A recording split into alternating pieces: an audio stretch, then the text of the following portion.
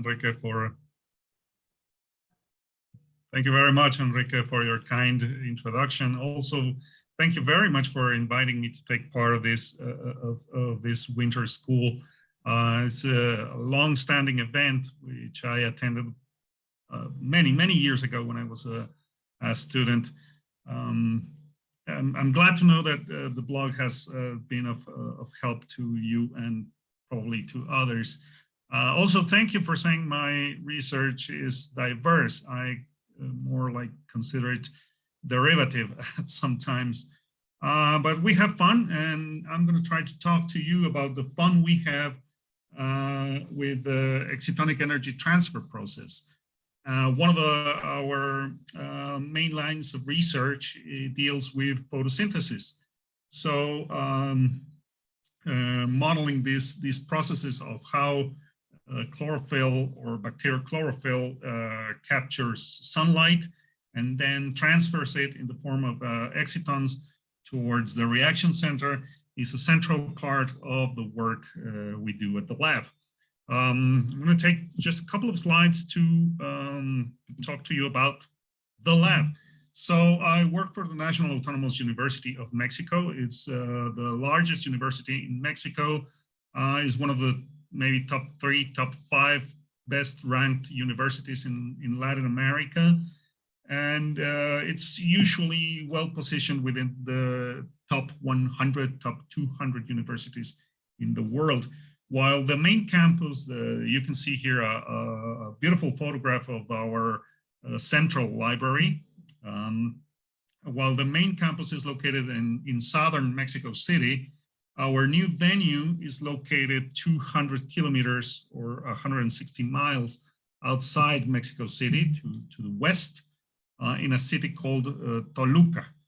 And this new research center is shared with the state university in an effort for the national university to become truly national, extending their branches out to all the other state universities across the country in order to form a network of universities and to increase the quality of their research and teaching. So there's my lab. You cannot see it from there. It's on the other side of the building, but that's where most of the fun happens. Although our main supercomputer is back at Mexico City. So pandemic or no pandemic, we're working remotely all the time.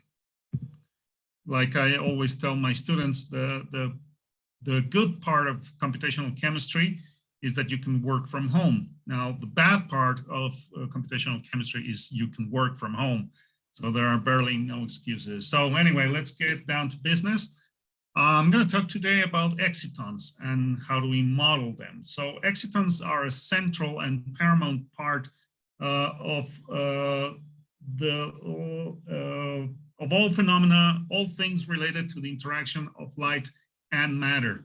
Okay, so whenever we're dealing with the phenomena of light and matter interactions, solar cells are, excitons are present. So these interactions are ubiquitous in nature. Like I said, in photosynthesis would be the most prominent case.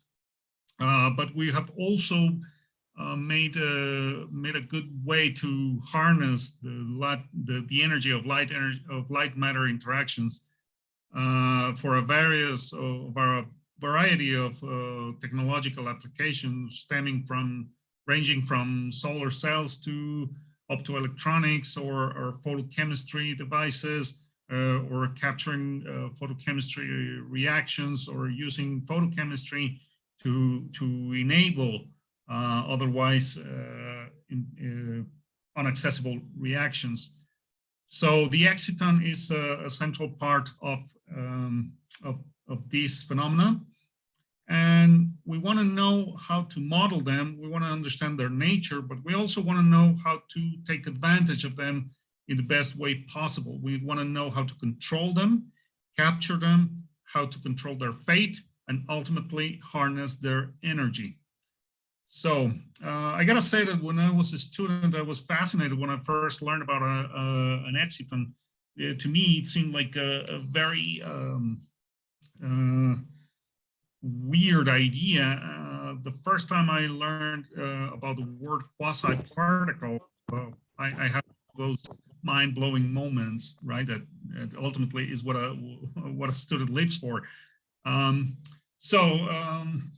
exciton is a quasi-particle whose wave function describes the quantum mechanical properties of an electron-hole pair after the electronic excitation of matter due to electromagnetic radiation, namely light. These electron-hole pairs interact via Coulomb forces, but these Coulomb forces are mediated or screened or better shielded by the sea of electrons surrounding the hole.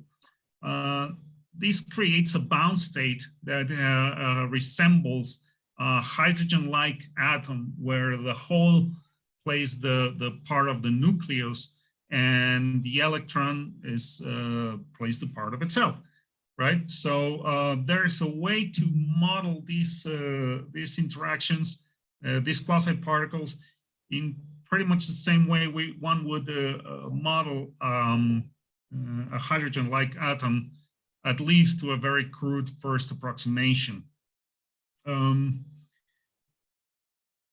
In the limiting case, an exciton is an electrically neutral entity. There is no net charge separation in principle. We're going to talk about various kinds of excitons and the limiting cases of them. So their lifetime or decay is due to the recombination of the electron and hole wave functions. We're going to talk about that a little bit more in detail. Graphically, this means that when we take a piece of material, could be a molecule, could be a condensed phase, and electromagnetic radiation shines its light on the material, we create an excited state in which an electron goes either to a higher orbital or moves from the valence band to conduction band in a condensed phase material. And this creates the electron-hole pair in which they both interact as a two-level system. It ultimately boils down to a two-level system interaction, two-level system in which the wave function of the exciton is a linear combination of the two states, pre-excited and post-excitation. But the coefficients for the linear combination of these two wave functions are dependent, are time dependent. So that's basically what an exciton is. Now, let's talk about how this exciton moves or transfer its energy. So I'm going to talk about a very limiting case. Let's say we have only two molecules, A and B. One of them has a main absorption at a wavelength lambda A, and the other one has a shorter wavelength for the main absorption, namely lambda B. So energy would be transferred in principle from the material which has the longer wavelength, that is the lower and the higher energy, towards the molecule with the lower energy. So most of these transfers are usually done downhill. And what we have here via the coupling of their vibronic spectra is that we have a donor acceptor system in which the donor transfers the exciton from the A molecule to the B molecule, to the acceptor molecule. So therefore, we don't have a transfer of an electron. It's very important to specify. What we have is a transfer of the excitonic energy. Now the exciton is located on the B molecule. but the electrons are not separating. We have no redox reaction going on. This happens all the time in photosynthesis.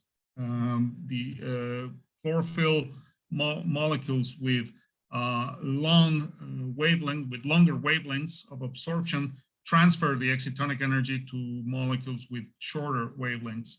So for the process to be spontaneous, it has to move downhill in energy. From the spectroscopy standpoint, what we have is an overlap of the two spectra, and the overlap between these two spectra relates to the probability of this transfer to be spontaneous. Like I said, it all boils down to having a two-level system and the Fermi golden rule. This is, of course, an oversimplification. What we are actually looking at is the overlap between the fluorescence band of the donor and the emission band of the acceptor. So, and this makes sense because what we're looking at is at the probability of the decay of the donor molecule A to actually decay and effectively decay into the spectra of the acceptor B in its ground state. I hope I'm making sense. So the migration process is caused by vibrational energy dissipation. It's a case of internal conversion from the donor chromophore to the acceptor. So this means that there is a coupling between both spectra, and this coupling needs to resonate in a given state between the donor and the acceptor. What would be the parameters that control this resonance? Well, we have three main control parameters owed to Forster. One is the overlap, of course, that relates to the probability of having the transition, the excited state of the donor to overlap with the ground state of the acceptor. And this overlap is in turn dependent of the intermolecular distance. And last but not least, the orientation of the dipoles. So to a very first approximation, the orientation of the dipoles could be used as a way to model whether two molecules could couple or not. Because of the Stokes shift, energy only flows in one direction. This has a lot of implications because otherwise energy could be dissipated very, very quickly. But it also gives us the advantage of actually capturing solar energy and moving it into a desired direction. According to Forster, for a good overlap, the time scale of the exciton transfer is shorter to its lifetime, so it's usually less than a few nanoseconds. So if you think about it, the transfer of excitonic energy has to be much faster than fluorescence, that the fluorescence rate, because otherwise the molecules would only fluoresce and we wouldn't be able to transfer that energy from one molecule to another. So it's a matter of the velocity of each process. Lengths for chlorophyll and other biologically relevant chromophores, a critical distance of 5 nanometers is not unheard of. So whenever there's a good coupling, a large separation of the molecular centers is not unheard of. So this can become a long-range interaction. As I said, energy losses occur as fluorescence, but also as heat or by collapse to a trap. A trap being a site where the exciton energy is used effectively to bring about whether a chemical reaction or a chemical process a charge separation, whatever. And these traps is what we mostly use to capture or harnessing the energy of excitons. Now, like I said, there are different kinds of excitons, and I forgot to talk about the binding energy of an exciton. So how strongly bound is that exciton to the material is gonna tell us a lot about the nature of the exciton, and it's gonna tell us about how we have to trap it, or how can we trap it in a way or another. So how do they move? How do they transfer across matter? A weakly bound exciton takes a random walk across matter. This happens in photosynthesis all the time. That's why plants and algae and bacteria have to have these massive organs crammed with chromophores, because they're weakly bound excitons, so they take a random walk across matter without separation of charges. Now, when we have condensed spaces and we have large interaction forces between the constituent entities, this allow for exciton to become a collective property of the metal. So instead of taking a random walk, it flows in a wave-like fashion across the material. Of course, we can control the direction of this wave by manipulating the chemical structure of the material, or by manipulating external factors such as, say, an electric field. That energy is then to be harnessed. Here's a little schematics from a somewhat old paper by now, by today's standards. But I think it's very good to illustrate how do we take advantage of exciton energy. So in the middle, we have in red the valence band and conduction bands of antimony sulfide, and we can see 4 different kinds of processes. So the first one would be the excitation, labeled there with an arrow and the number 1, would be the excitation due to the light matter interaction, which creates the exciton. And we have there separation of the in yellow, conduction band, and the hole in the valence band in blue. Now, 2 things may occur. Now, the antimony sulfide may, the exciton located on antimony sulfide may decay and bring back the electron via fluorescence, or we can take the electron and move it to the conduction band of to the left on titanium oxide, which would leave the hole on the valence band on antimony sulfide, but this can be taken for the valence band of another material, namely copper thiocyanate. And this restores the electrical charge on the material which is being irradiated, and the process may continue indefinitely. So this is basically the way a solar cell works, and it allows us to manipulate the fate of each of the exciton components. So ultimately, we have excitons existing in a continuum of cases, but talking about limiting cases help us describe them. So by now you probably have heard about Frankel excitons and Vannier-Mott excitons. Excuse me.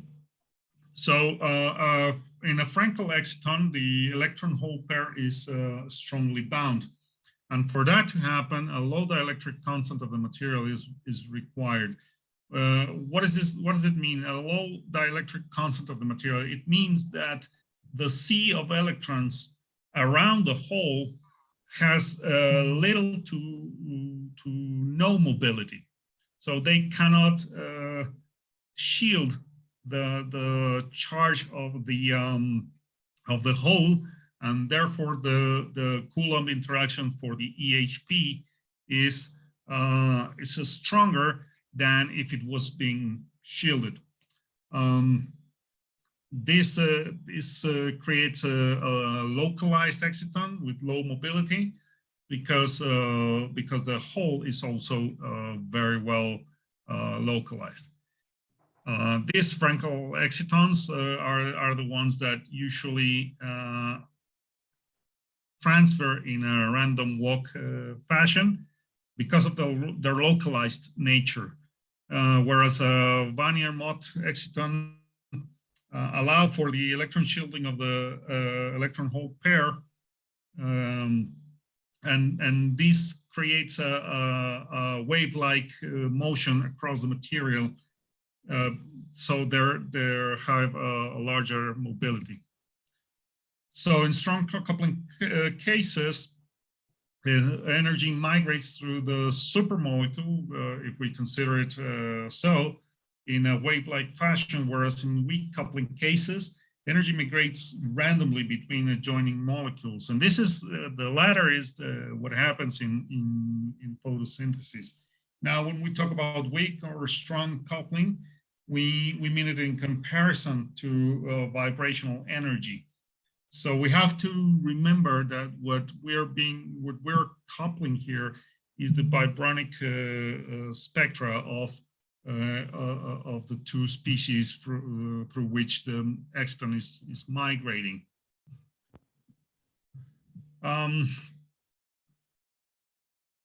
Now,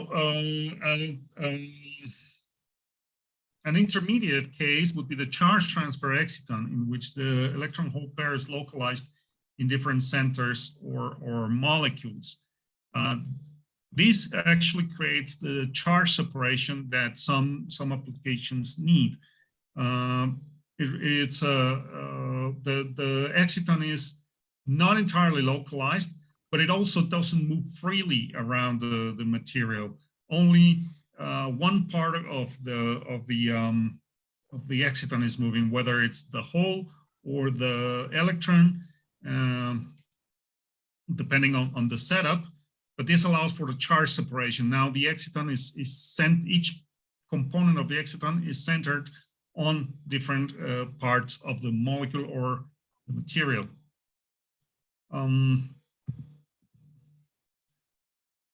Excitons, like I said, are very, very curious quasi-particles, and they're not the most exotic kind of quasi-particles. In fact, there's another thing called tryons, and this tryons is instead of having one electron and one hole, we have a 2-to-1 ratio. So it could be 2 electrons and 1 hole, or vice versa.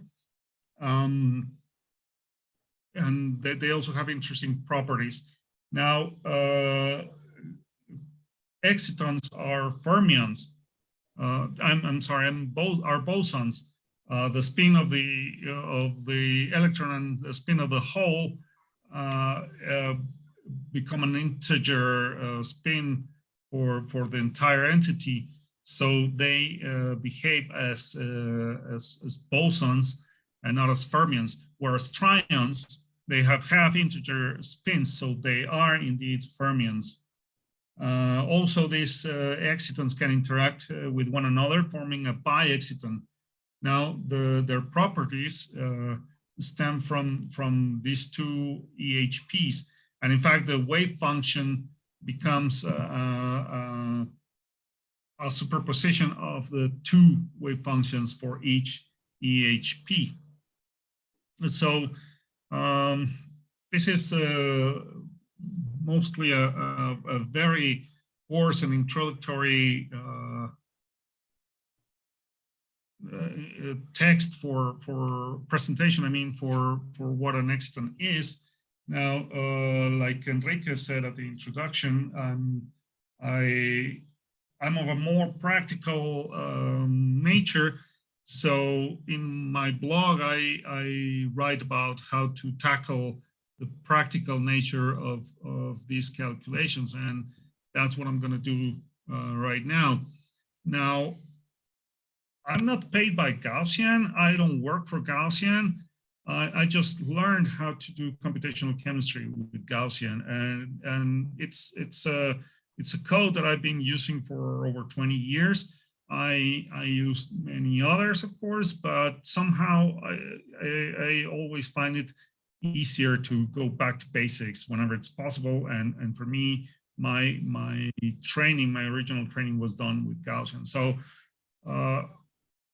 that's the code with which I have the most experience.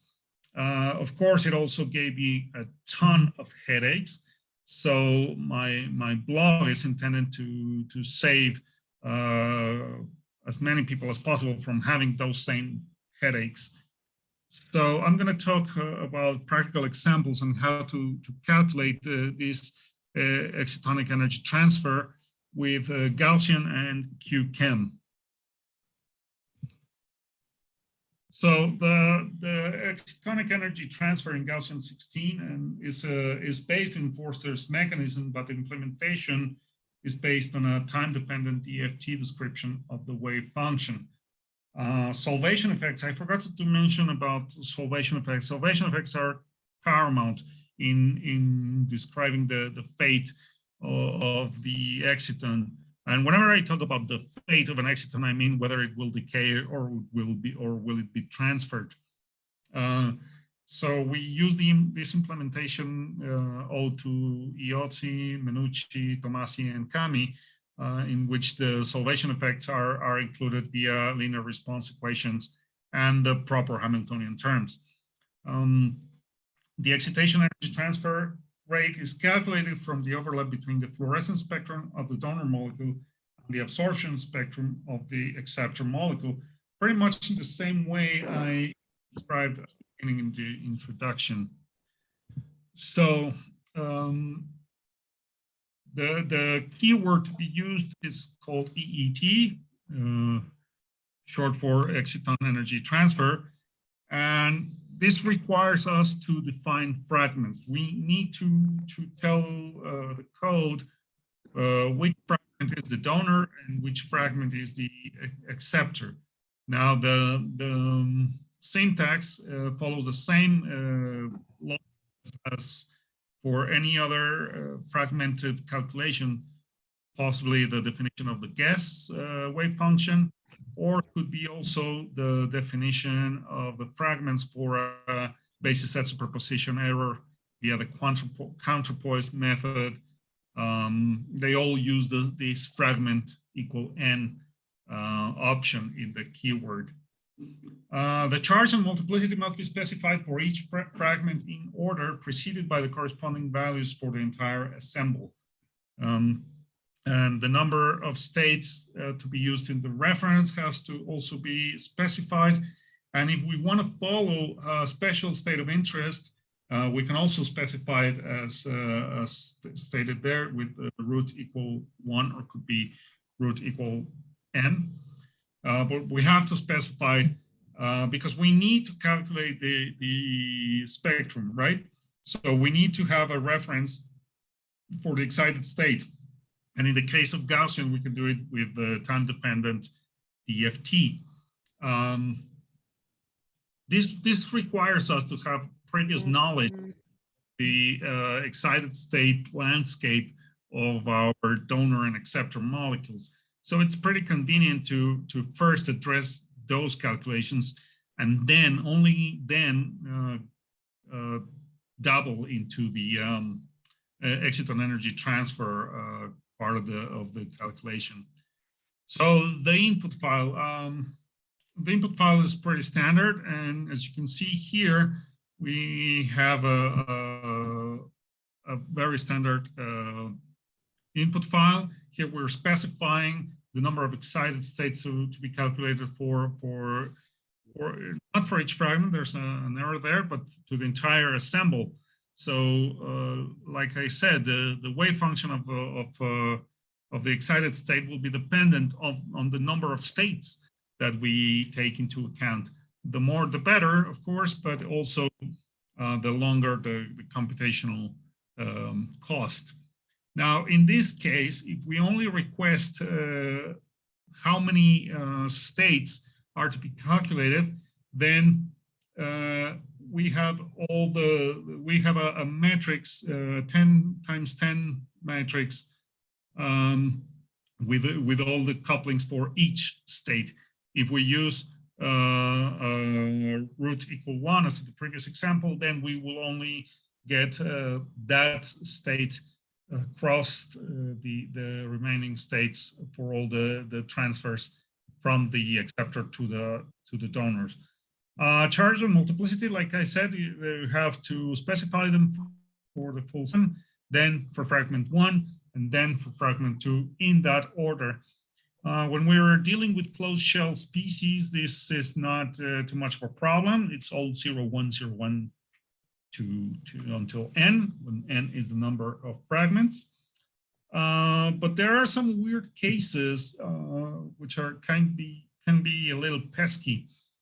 Namely, when we're dealing with magnetic materials. I forgot to say that these fragments, they don't need to be molecular entities separated from each other. They can be also parts, groups of atoms within a certain molecule as well. So, but when we are calculating this kind of EETs, then we must be really, really careful what we choose as fragment 1, fragment 2, and so on, because connectivity matters, and taking one or one atom more or less makes a big difference. So having an experiment to check with is always desirable. Like I said, we can get weird yet plausible cases like this hypothetical molecule, in which we have a large molecule with no net charge, but it's a doublet. Now, the two fragments are singlets, but as you can see, the second one has a multiplicity of -1. Now, that doesn't mean that there's a negative multiplicity. It only means that the spin should be opposite to the other fragment. So if we have we can manipulate the sign. There's an error there. It should be 2 and -2. Sorry about that. Now, what we already discussed is the use of fragment. The fragment option follows the same syntax than for other keywords. So that's about the input. Now, what about the output? The output looks pretty much like this. And here we get, I'm not sure you can see my pointer, but here we have this line that says frag equal 2, state equal 1. And this says that we're using the state 1 of fragment number 2 as our donor, and then the state number 1, fragment number 1 as our acceptor. And this omega would be the energy of each state. So in this case, we have a 0 energy difference between the two states, and we take the total coupling line at the bottom as a parameter used to compute the rate of EET. So here's an example of the work one of my students is carrying out in our lab. Gustavo Mondragon is doing his PhD thesis on this sort of things for chlorophylls.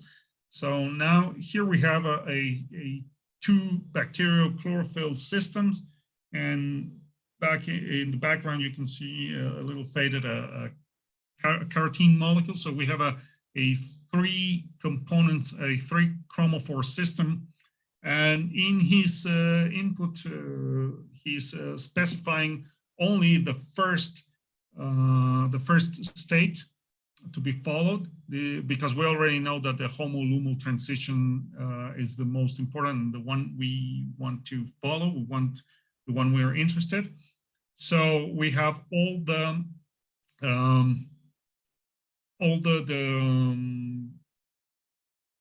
transfers from that state to the others in the remaining of the on the remainder of the system. So, and we can see here somewhat large couplings to negligible couplings, right?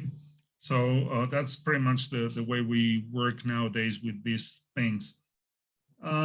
In QChem, I'm not that familiar with QChem, but it's becoming more and more our code of choice, particularly among the students of the lab, to calculate these sort of things. And the input file also is pretty standard, nothing too exotic. Here, the reference for the excited state is done in a couple configuration interactions, singlets fashion, only singlets. That's why it says true, singlets true, triplets false. It's only calculated the singlets for these two ethylene molecules piled together. Again, we're supposed to define which atoms comprise the donor and which comprise the acceptor. In this case, we do it by their numbers, not individually at the atom listing. The algorithm used here is FED, which is fragment excitonic diffusion, and I'm afraid I don't have the output here available. So that's pretty much what I wanted to talk to you about. And if you have further questions, or if you're interested in dabbling into this sort of calculations, please feel free to contact us. We're always available and looking for new students. So thank you very much. All right, thank you, Joaquin. It was a great lecture. Do we have any questions? If you want to ask anything to Dr. Joaquin Barroso, you can just write your questions here in the chat box, or you can raise your hand. Joaquin, meanwhile, I have one question myself. I'm not from this field. This is all fairly new to me. But from your explanation, I was thinking that the exciton spreading is something that occurs more in a solid medium. Is it, or in solution we also have the exciton effect very present? Could have it in solutions, but the problem is that the solvent effects rapidly screen all the transfer, and this implies that the molecular vibrations of your excited state can quickly become coupled with the solvent, and via collisions, kinetic collisions, you lose the excitation as heat. So it can't be observed in solution, but this is mostly a solid state, condensed based. All right. One thing more, you say that the emission and absorption bands can overlap, and that's proportional to the intensity of this spreading of the exciton, right? So this is not close to the inner effect that you see in common fluorescence. Yeah, exactly. So in fluorescence, you get an excitation, and then you get a relaxation within the vibrational levels of the excited state, and then you have a decay. And it's because of that relaxation that the wavelength of the emission is not the same wavelength as the absorption. But in the case of exciton transfer, you want the acceptor to be coupled with the donor in the excited state, if that makes any sense. Yeah, it makes sense, yeah. And you said also that the Gaussian software, he is able to show who is the donor and who is the acceptor. The software does it by itself. It can select acceptor and donor. Oh, I'm sorry, that is not correct. You have to it's not that you define which one is the donor and which one is the acceptor, but it will calculate all transfers. And from there, you will get to see which one is the donor and which one is the acceptor by the total coupling values. Oh, I see. Thank you, Joaquin. We have some questions here in the chat. Let me read it to you. Okay. Yeah. Let me see. We have one question by Michelangelo asking, where is your blog? It's here, joaquinbarroso.com. That's my name. It's a little hard for non-Spanish speaking people, but hopefully you can find it. You can post links or any additional content that you want in your page in the Winter School, Joaquin. So if you want to post any comments or share any files, any links, you just need to log in with your account, go to your page in the Winter School website, and you can post anything that you want in your page. Okay, so you can share your blog there. All right. We have a question by Juliana. Nice talk. I have a question. When do we know we have an exciton? I mean, when we have an exciton, how can we know it leads to the obtention of an exciton? Very nice question. When do we know it's there, it's alive? Well, yeah, you have an excitation, then I guess you could say you have an instant exciton. Now, whether it lives or not, there's a way to know if you have an exciton. Say you have let me go back real quick to, let me see if I can, let me go to one of my first slides. So, yeah, this would be the slide. Let's say you have two molecules, A and B, and you want to know if there is an exciton being transferred. You can irradiate on A, right? You can excite A, and then measure if you're looking at the fluorescence of B, right? If you're looking only at the fluorescence, if the emission is only the fluorescence of A, then you have no exciton, you have regular excitations. But if what you're measuring is the fluorescence of B, then it means you are actually having an exciton because you're radiating on A, right? Does that make sense?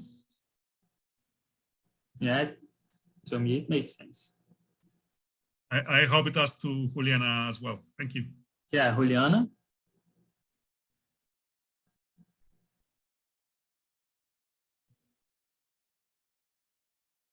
So let me see. We have another question by B.J. Jacob. Thanks for the excellent lecture. Could you please explain why you used n states equals 10?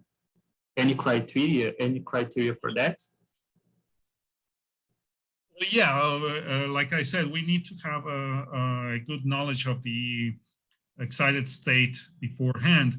So what we do, what one should do, is first try to replicate the UV vis spectra of your donor and acceptor molecules. And then when you find the right conditions to model those excited states, whether it's by increasing the number of states or increasing the level of theory, then you get to use that same level of theory for calculating the EET. That's also very important. You have to use the same level of theory throughout the calculations for them to be valid.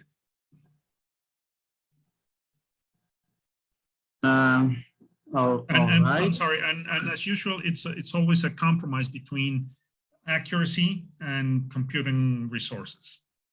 So 10 is a good number for small organic closed shell molecules, but you should always make some trial and error first. All right, thank you, Joaquin. Now, Gloria Patricia is asking, what is the difference between using TD or TDA for the calculation of excited states? TDA?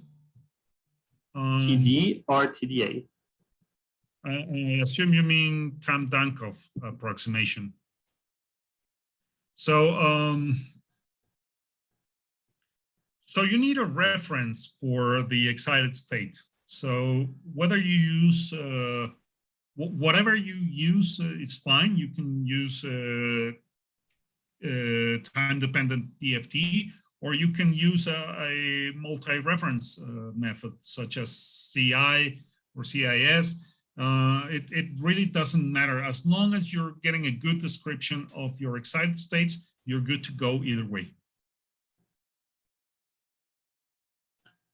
All right, thank you, Joaquin. Next question by Michelangelo is the polarity of the solvent. It is the main feature that reduces the stability of the exciton. No, I think that the stability of the exciton in solution would be mostly reduced via collisions. Now, the problem is that you cannot model collisions, right? So when you're calculating and you're using the SCRF method to include a continuum solvation model, then yes, polarity would be the controlling factor. But this is only to an approximation, because in your calculation you're neglecting all these solute-solvent collisions. All right. B2 Jacob asks, you have used Cambridge-Philip. Can we use lower functionals for the EET studies? Yeah, of course, but to a cost of accuracy. You can play around with the level of theory, and maybe you can use some more kind of functionals, but at the expense of computing time or accuracy. So there is no free lunch in computational chemistry. Yeah, we have Rana Deb asking, is there any way to incorporate the effect of vibronic coupling in the calculation of EET rate, or is it already taken care of during the calculation? There's a humming sound. I'm not sure I understood correctly, but so can the vibronic taken care of being? Can the vibronic coupling be incorporated? That's pretty much the what you're calculating. The question is related to whether or not I can select the vibronic state, then no. Enrique, do you want one of us to take over the sound, because your fan seems to be overworking? Probably yes, because your sound's off. Rebecca, do you want to take over chairing? No, you go for it, Rika. Oh, okay, because I've kind of like, it's 4 o'clock and 5 o'clock in the morning. I'm not quite awake. Oh, okay. Cool. Yeah, Enrique, sorry, I just muted you just because yeah, we're just getting a lot of. Read them if I can find. Yes, I've lost track of where we are with all the questions. Yeah, so. I found it. Donghao, I'm sorry if I don't read this your names correctly. I apologize in advance. Is it possible to do wave packet dynamics on this process? Wow. What did I look into? So yeah, maybe. I don't know how. Sorry. Juliana Cuellar. So if I have understood correctly, we can know it once we have obtained the fluorescence spectra, right? Yes, that is correct. It's related to her previous question of when do we know if we have an exciton or just a regular excitation. Meenakshi Rana, hello, sir. Thank you for your interesting talk. Thank you for attending it.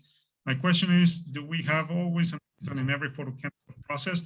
Why we calling it quasi-particle, or it's all about energy wearing during vibrational motion of molecule? How to calculate the lifetime decay for the exciton? Wow, many questions. So, like I said, we have an exciton whenever we have an electron hole pair. But if if fluorescence be the punch, then it's a very short-lived exciton. We call it a quasi-particle because it's not a physical entity. A hole is it's not a particle per se, and in my understanding, it's only a mathematical term because we're calculating the wave function of the electron hole pair, but the electron hole pair per se is not a particle. So, but the wave function of it works as if it were a particle. That's why we call it a quasi-particle. How to calculate the lifetime decay for the exciton? Yes, there is a way to calculate. I didn't go about it today. There is a set of equations that through the coupling you can obtain the lifetime, but I don't have them right here. You can email me directly if you need to. Gudrun and Erkan, very interesting talk. Thank you very much. Please, can you explain the exciton in a solar cell? Well, an exciton in a solar cell is pretty much the one shown. Oh, I'm going to the other way. Pretty much the one shown in this scheme. So you have a material which is the one that absorbs the energy and one that captures the electron. Now the current flows from the red component to the gray component, which is titanium oxide, and the process is renewed with the transfer of an electron from the brown phase from the brown component to the red component. So this is pretty much the way a solar cell works. You get the excitation on one component, this transfer the electric current to another component, but it's this component is renewed by another source. I hope that's clear. Biju Jacob, QChem is free or paid? Is paid. It's my bad. I should have tried to do a couple of examples using software like NWChem. I promise to do it in my blog. I will, if the Winter School allows me to, I will post this video in my blog, and we'll also do a tutorial on how to do these calculations with freeware. Is HOMO-LUMO gap the same as excitation energy? No, the HOMO-LUMO gap is the energy of one possible excitation, but you have many excitations possible. You should calculate all of them to see which one is the most important. Juliana Cuellar again, thanks so much for your talk. Thank you for attending it. I'm a big fan of your blog. Thank you. There's at least 2 people reading it. Thank you. Yeah. Make that 3. I'm also a big fan. Yeah, we can definitely drop us an email, and we can definitely if you'd like to share the video on the blog, we can get that sorted as well. Thanks, that would be great. And if you have something else what you want to, to do tutorial, you can actually put it on our web page too. Oh, okay. I will post those tutorials with freeware and paidware. All right. Any more questions?